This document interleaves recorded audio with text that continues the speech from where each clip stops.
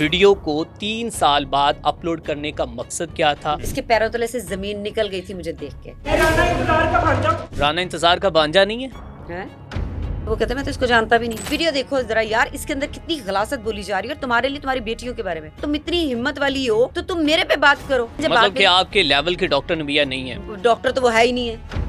तो उनकी जानिब से ये कहा जा रहा है कि आप खुद एक क्रिमिनल और रिकॉर्ड याफ्ता भत्ता लेने वाली खातून और कबाखानों की आप सरपरस्ती करती हैं। इन्वेस्टिगेटिव जर्नलिस्ट हूँ। क्राइम को अंदर से उसके हकाइक में लेके आती हूँ और आवाम को दिखाती हूँ। अच्छा मैडम, जब भी किसी एक फीमेल एंकर को या फिर रिपोर्टर को हम देखते हैं वो क्राइम बीट को कवर करती है, करप्शन बेनकाब करती है, बड़े बड़े ऑपरेशन करती है, तो उनके पीछे बड़े बड़े अदारे खड़े होती हैं। उनके पीछे पूरी एक जो कि टीम होती है, 7 से 8 लोगों की मैक्सिमम जो है टीम होती है। तो आपको मैं अक्सर औकात जो है वो सड़क पर अकेले ही देखता हूँ, तो इतनी देदा दलेरी कैसे आ जाती है आपको ऑपरेशन करने के लिए? ये बस अल्लाह हिम्मत देता है। ठीक है, इंसान किसी काबिल नहीं है, मैं किसी काबिल नहीं हूँ। ये अल्लाह ताला ने मुझे हिम्मत दी हुई है तो बस। ठीक है, तो आप कौन सी जर्नलिस्ट हैं? कौन सी जर्नलिस्ट हूँ मैं? बीट्स इन्वेस्टिगेटिव अच्छा, क्राइम रिपोर्टर हूँ। ठीक है। इन्वेस्टिगेटिव जर्नलिस्ट हूँ। क्राइम को अंदर से उसके हकाइक में लेके आती हूँ और आवाम को दिखाती हूँ। तो इसकी कौन कौन सी टाइप्स होती हैं, किस तरह आप इसको बेनकाब करती हैं? ब्लैकमेलिंग ओके, और ज्यादती और किसी भी तरह का क्राइम। ठीक है, उसको आप बेनकाब करती हैं। Exactly. तो अब तक आपने कितने कोई ऐसे जो कि डोमेस्टिक वायलेंस या फिर ऐसे कह लें कि ह्यूमन जो राइट्स वायलेंस है उसको आपने बेनकाब किया हो, या फिर गवर्नमेंट की करप्शन को बेनकाब किया हो? काफी सारे केसेस हैं। काफी अभी गवर्नमेंट की करप्शन तो भी आपने रिसेंटली देखी होगी। ठीक है, उसके ऊपर भी बिल्कुल बात करेंगे, लेकिन उन तमाम बातों से पहले मैं बात करना चाहता हूं जो हाल ही में आपका एक इंटरव्यू वायरल हो रहा है जिसमें आप एक रेस्टोरेंट के अंदर जाती हैं। वहां पर आप जो कि जो खाना खाते हुए लोगों को कहती हैं कि आप बहुत बड़े ब्लैकमेलर हैं, और साथ में 2 से 3 पुलिस एहलकार भी होती हैं। इस वीडियो को 3 साल बाद अपलोड करने का मकसद क्या था, और इस वीडियो के बैकग्राउंड में कहानी क्या है? अच्छा, मैं पहले 3 साल पहले वाली आपको बात बता दूं। ये 3 साल पहले की बात नहीं है, ये आई थिंक 1.5-2 साल पहली बात होगी। और ये मैंने तब भी आप मेरे चैनल पे जाके देखी, तब मैंने अपलोड कर दी थी। लेकिन इनके कुछ हमायती थे, हमायती से मुराद है यार, जारी बात है कि जो मीडिया पर्सन्स होते हैं वो फिर उनकी सिफारिशें आती हैं ना, उन्होंने कहा था कि मैडम इसका फेस ना लेके आना। ओके, आपकी मेहरबानी। ठीक तो है। मैंने इसका फेस ब्लर करके लगाई थी, मेरे चैनल पे पड़ी हुई है। ठीक है, ऐसा नहीं कि मैंने उस टाइम नहीं किया था। ओके, मैंने किया था। ठीक है। अब करने की वजह ये है, इसके पीछे स्टोरी क्या है ये मैं आपको बताऊंगी। आप परेशान हो जाएंगे कि ये है, इनके असल चेहरे ये हैं। ठीक है, ठीक है, यानी कि ये किस तरह से मासूम लोगों को, मासूम तो खैर मैं नहीं कहूँगी, लेकिन किस तरह से ओवरसीज लोगों को ये फंसाते हैं, फिर किस तरह से उनसे ब्लैकमेल करके उनसे पैसे ऐंठते हैं, ये सारी बात मैं आपको बाद में बताऊंगी। ठीक है।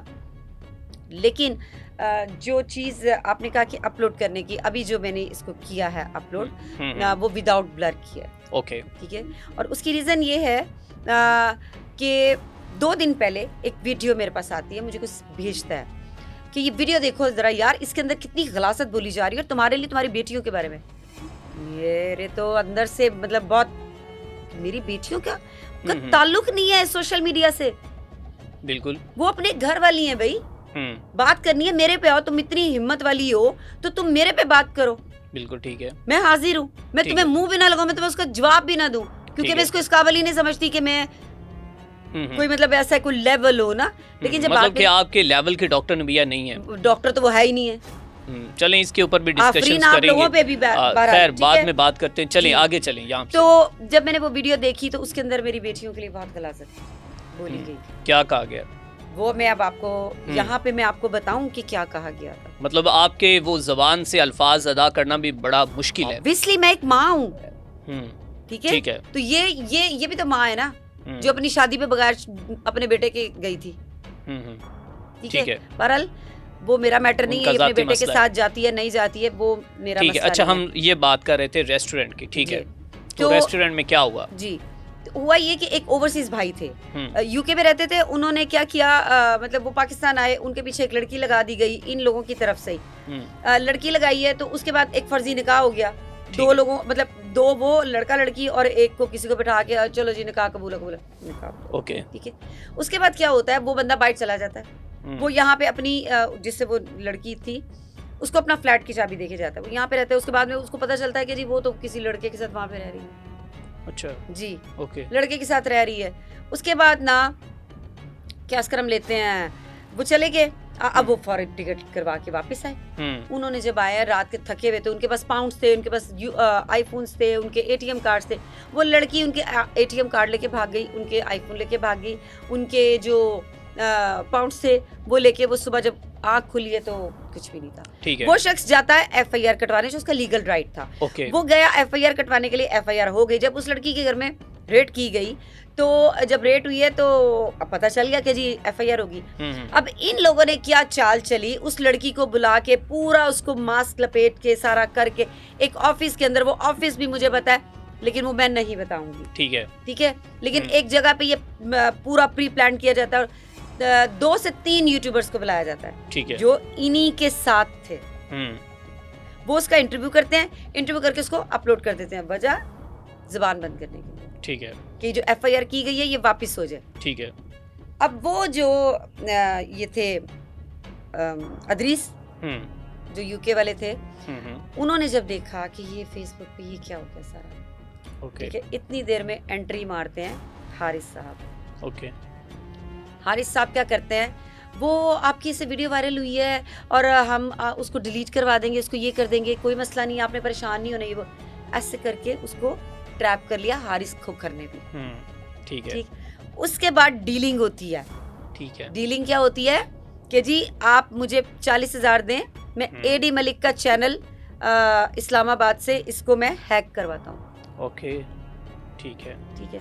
अब वो भट्ट साहब ने 40,000 रुपये दे दिया, ठीक है वो चैनल हैक नहीं हुआ। ओके उसके बाद ये जी भट्ट साहब फ़ोन कर रहे हैं, हारिस भाई आपने ये नहीं किया, वो अच्छा भी हो जाता है, वो ये हो जाता है, वो हो जाता है, ये उनको मंजन बेचते रहे। नहीं हुआ, वीडियोस का अच्छा आज हो जाती कल हो जाती है वीडियो डिलीट। उन्होंने इसने आगे से कहा कि वो जितने भी यूट्यूबर्स हैं ना वो वीडियो डिलीट करने के पैसे मांग रहे हैं। ठीक है मेरा इसमें कुछ नहीं है, मैंने नहीं, मैं इसमें कुछ भी रखना, मैं तो चाहता हूँ आपका मसला हल हो जाए। अब वो जो व्हाट्सएप थी, उनकी बीवी ने भी मेरे साथ रब्ता किया, उन्होंने कहा ये मेरा शौहर फंसी है, आप मदद करें। तो जब उन्होंने मुझसे रब्ता किया, उन्होंने मुझे तमाम एविडेंस दिए। ठीक है जब एविडेंस दिए तो डीलें चल रही हैं। अब आप ये देखें, ये मैं बैठी हूँ, ये भट्ट साहब बैठे हैं और ये फोन है स्पीकर पर, ओके ठीक है, और मेरे सामने डील हो रही है और मैं उनको बोल रही हूँ कि अच्छा इस तरह बोलो। 3 लाख से बात स्टार्ट हुई, 1.5 लाख पे बात खत्म हुई। मैंने कहा फिनिश। ठीक है जगह बताई गई कि यहाँ पे आ जाएं।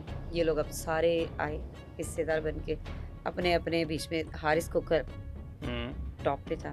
ठीक है अब जब मैं गई हूँ, मैं पुलिस के, उसके बाद आपने सारा देख लिया। ठीक है इनको पकड़ा, इनको पकड़ के इसका 2 मिनट अगर आपने वीडियो गौर से देखी हो ना, तो इसके पैरों तले से जमीन निकल गई थी मुझे देख के। ओके ठीक।